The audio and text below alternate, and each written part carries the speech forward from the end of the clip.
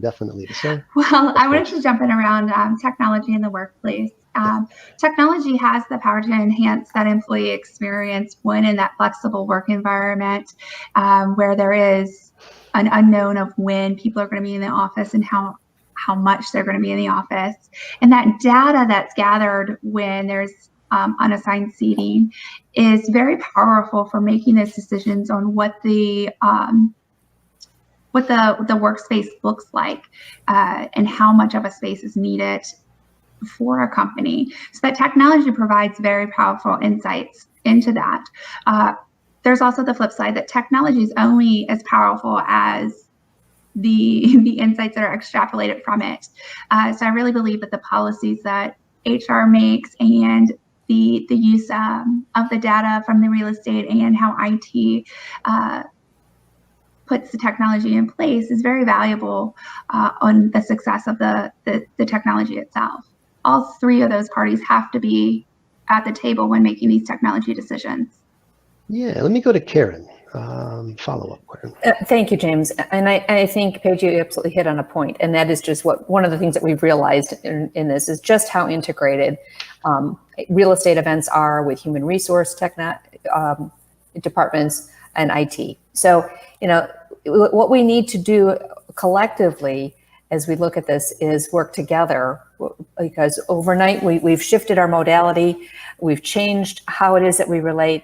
And so how we relate becomes much more important from an HR perspective as well going forward. So, that connection, what happens, in the past, large real estate events, oftentimes very costly, were something that fell underneath finance or the CFO.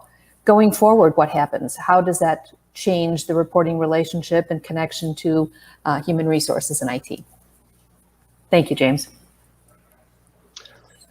Yeah, that's a good one. Is it fair to say to everyone? Is it fair to say that? Well, no, this is to Paige. Let me context it to Paige. Is it fair to say that the data that can be captured in those IT and AV systems has been there for some time, but maybe not realized in how it can be utilized from a CRE or workplace optimization perspective?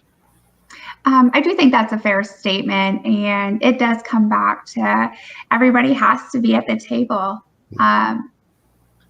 into gathering that data and looking at those insights. Oftentimes, the decisions for technology are made in the IT silo, and then the real estate's making decisions. So they're not always integrated together.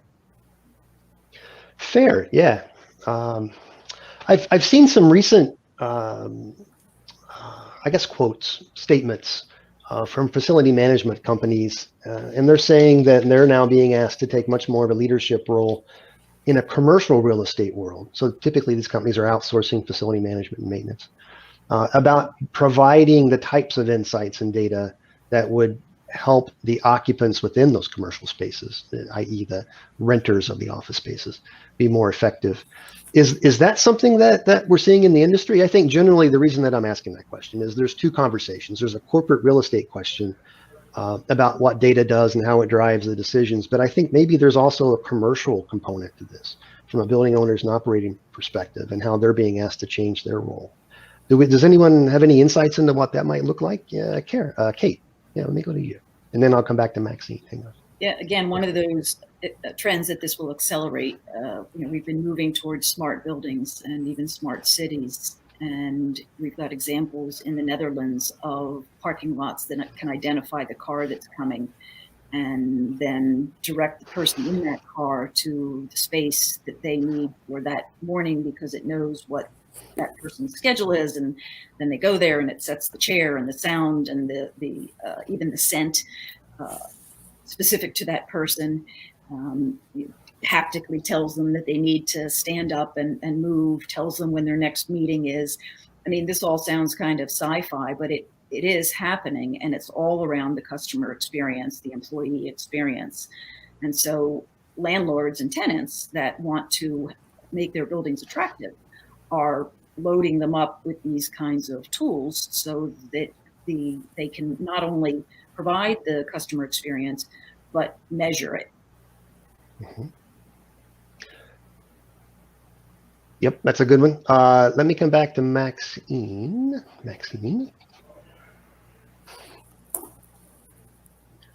Oh, Maxine, you might be having a little bit of an audio issue. You might be muted. Let me try that. Sorry, my apologies.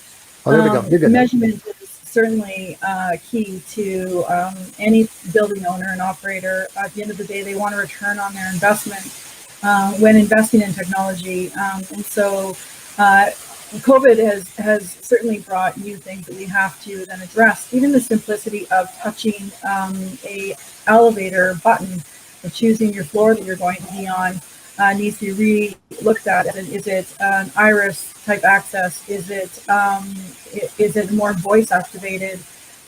So those are things for sure that are changing the building owner side.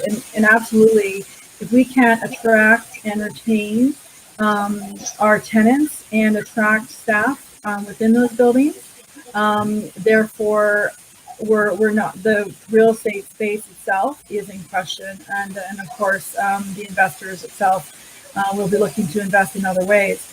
But I do think that the industry itself is evolving and has been evolving, as Kate mentioned before, and that's something now that COVID has really just pushed forward and made it much more mainstream.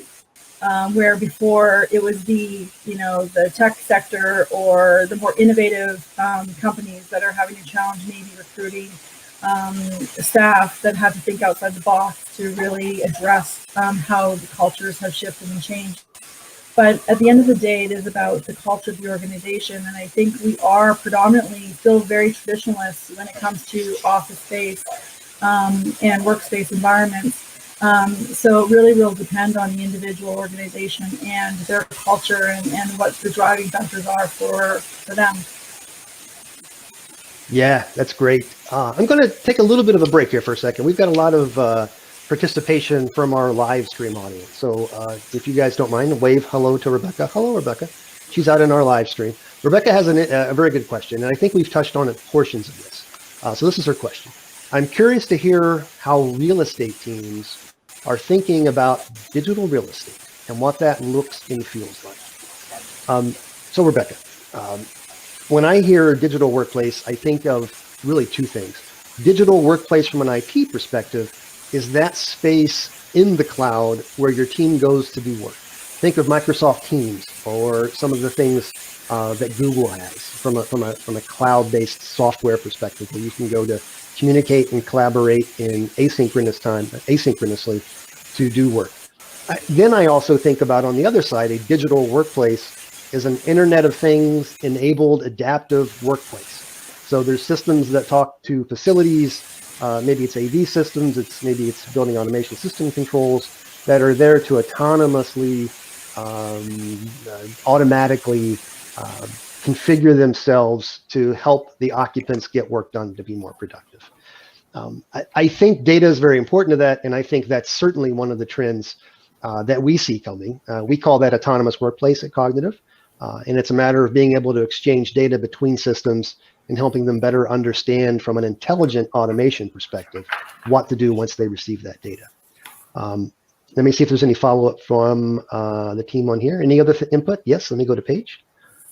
Paige. So as we see digital workplace grow in those two areas that you mentioned, James, in both the team's collaborative environment and then also within the autonomous environment of the physical workspace, there are things that become challenges for corporations around the scalability of this across a complete global enterprise. Also, I know at Lenovo, we think a lot about the security of technology, the digital security of it, and then also technology being inclusive and being across not only the visible and non-visible disabilities, but culturally as well inclusive. Yeah, very smart, very smart. Follow-up question from Ronnie. Everybody wave hi to Ronnie. Hi, Ronnie. So I'm going to preface this a little bit, Ronnie. I'm going to try to combine the three statements into one question, right? So what do we think about the need for accurate data regarding office space usage in the future? Will CRE need the data in order to better predict what workplace optimization looks like based on historical data in order to optimize the workplace? So my thoughts on that, and then I'll ask for you guys' feedback, is we have the ability to look at pre-COVID and post-COVID data. That data tells us not just how the space is being utilized, but the type of work that's being done in that space. And then there's another layer of that that says, is the work being done efficiently with the technology and with the workplace design that's being deployed? So when you look at it holistically, you have to be able to derive the right insights from the data. There's no shortage of data that you can pull out of your workplace and your building information systems. What is difficult to get to is the right insights so that you're measuring the right things in order to be able to predict accurately what your optimized space looks like. And then anyone want to follow up on that? No? Okay, there we go. Maxine, here. I completely agree that yes, I mean, data has been something that we have been using in CRE for years, and it is about having the right data, and you're absolutely right on that. But I do think it's key on, you can spew any data you want to go in the direction that you want, and see what you want to see. And companies have been doing that for years to, address, well, our culture requires closed offices, or our culture requires open space, or our culture requires this. Like, really, where is that data coming from? And I think it's really important to not just think about what you are today, but who do you want to be, and then lean towards that, because you're going to attract the staff and you're going to attract the tenants that ultimately will how you're modifying your space will take you into the future. And I think we can't think about just today or the past, which data shows us the past. We have to proceed with vision as well.